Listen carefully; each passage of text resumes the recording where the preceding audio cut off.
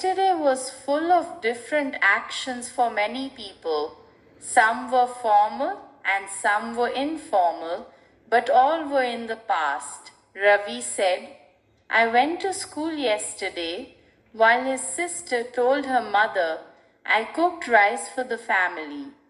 In the park, children laughed because they played football, and in the evening, their parents said, we watched a movie last night. One man looked sad and explained, I lost my wallet at work.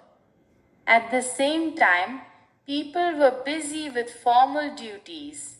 A worker said, I attended the meeting last Monday, while another reported, she completed the report on time.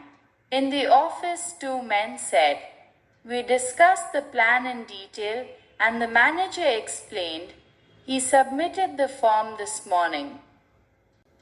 In homes, daily life continued.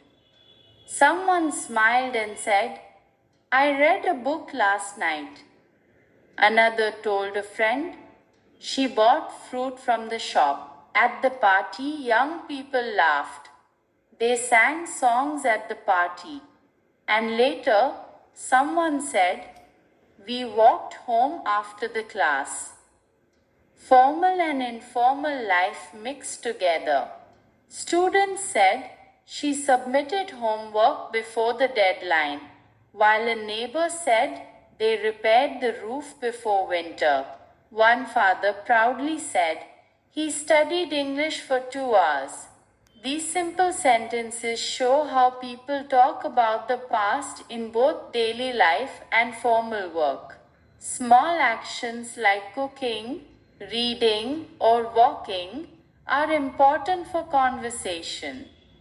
With short sentences in the past tense, learners can practice speaking easily and clearly.